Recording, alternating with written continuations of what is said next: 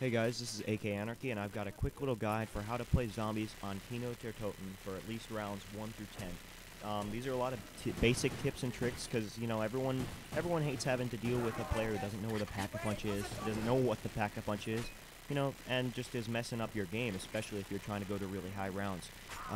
And these first few rounds are where it really counts and where points really count, because afterwards, once you get a rhythm going, you'll have plenty of points, you'll have plenty of time, and it'll be a lot easier. But a lot of this may seem self-explanatory to you. A lot of this may be really basic, but so if you don't need this, then click away. I can really care less. First trick: how to knife and shoot for rounds 1 through 3. A lot of people I see just go buy an M14 right away. Wrong choice. Shotgun right away. Wrong choice. If you'll see what I did there and what I do in round 3, I'm going to show you. Slowed down. You time your shots. Shoot about 6 or 7 pistol shots. It's 4 shots. You can get 5, but sometimes if you shoot them too close together, the zombie will die, and that's not what you want. So about 4 shots first round, about 6 in the second round, and then just use the rest of your ammo in the third one if you still have any. So you slowly time a few of your shots like this, and when they get up to the window, you knife them. And what this accomplishes is this gets you a spare 60, 70 points, and then when you knife them, it's 130 as opposed to just regular killing them, which is 100. So that difference of 200 points can make the difference, especially when in these tight situations where you're on the run and you need to get over a weapon off the wall or get a trap. You need these points, and you need these points to be able to move quickly. So that's first tip. I would say important thing to keep in mind. I would say, like, some mistake I see tons of people making when I play on live. Do not knife after round 5. After round 4, actually. Once you're knifing, if you're, I hate it when I see so many people get in a big firefight with zombies. There's plenty of zombies chasing after them, and they run up to the zombies and try to knife them. That's not something you want to do. Right here, I'm knifing because of insta-kill, but on the early rounds, 1 through 3, knifing is fine because it gets you more points. But as you move on, the knives will increase proportionally. Round 1, it's 1 knife. Round 2, it's 2 knives. Round 3, it's 3 knives, etc. So after that, what you always want to do is back up and reload and keep shooting. You never want to stop and knife because that's the easiest way to get yourself killed. You'll notice that I bought an M14.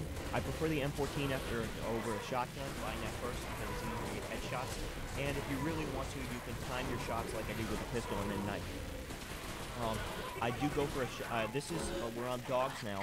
You usually want to try and move before dogs, but we kind of got a little delayed, and we're not going to move until round 6. It really doesn't matter. I would say after dogs, though, buy a shotgun. But before dogs, shotgun is not necessary. It's bad. It takes 2 shots to kill by round 5. It's just not a good choice. M14 is much better because you can get headshots easily, and it's good. It's good for a big gang of zombies. Now, I would say dogs, you can go up top there. I try to convince them to go down below. If you turn around and go the opposite of where Headshot Llama is, my friend, under the stairs is, that's better because you have more time to see where all the dogs are coming from. At the top of the stairs, they kind of get jumped on a bit if they come around the corner.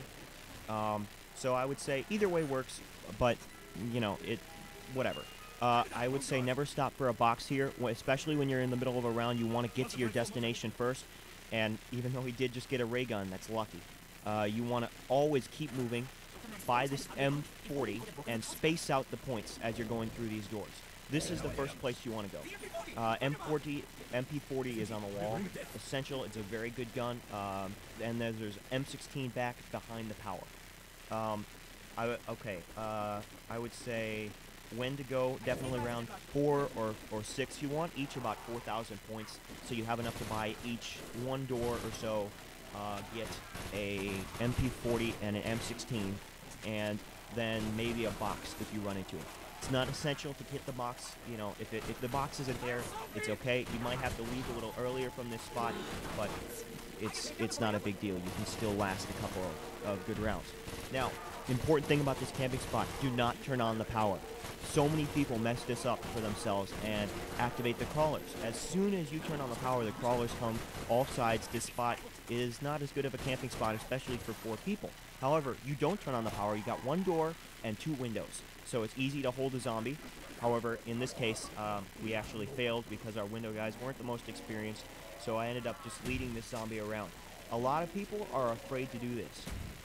Basically, the important thing to remember is you can stay at a walking distance, a regular walking distance. You don't even ever have to sprint, and you can outrun the zombie every time. Never go for crawlers before round 10. I've had some experiences, especially in Black Ops with zombies, where crawlers will, grenades, if not timed perfectly right before round 10, will make a crawler. I'm up at the box now, and I've left my friend Ghost, who's a bit more experienced, to lead a zombie around. And this works for a long time. I would say crawler is a good idea, but if you really want to get some time to move around and get the box, hold the zombie at the window. Find the sweet spot on the opposite diagonal from where the zombie is, and hold X. If you back up to the right spot, the zombie can't hit you, and you'll be fine for time. This is important. A lot of people rush to get insta-kills right between rounds. Remember, insta-kill will go away after 2 rounds of blinking.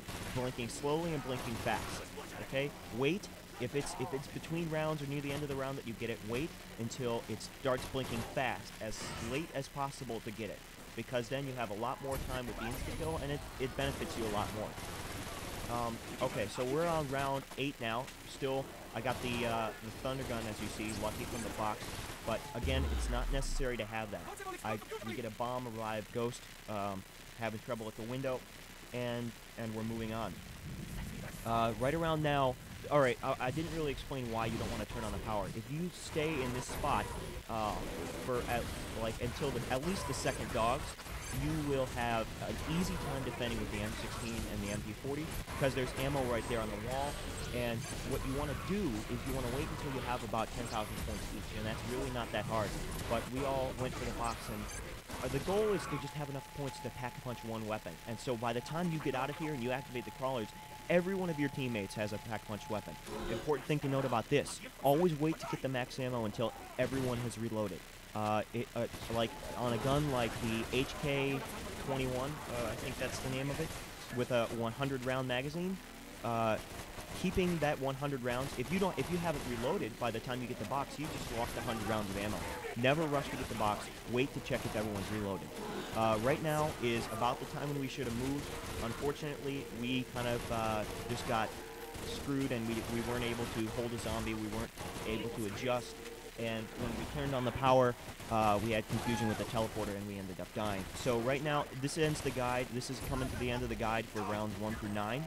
I hope that this little strategy of staying in the power room and not turning on the power helps you. I know that we use it every time we play this map, and it works well for us because usually we're able to get at least 1 or 2 pack-a-punched weapons by the end of this. Alright, that's it for that guide, guys. Soon we are going to have a guide for the Zombies 5. We're going to have a guide to all pack-a-punch weapons, telling you which is good, what's not. And we will probably have a guide to... Oh, yeah, we'll have a guide to higher rounds on this map and where are the best camping spots for 2 and 4 people. This has been AK Anarchy. Thanks for watching.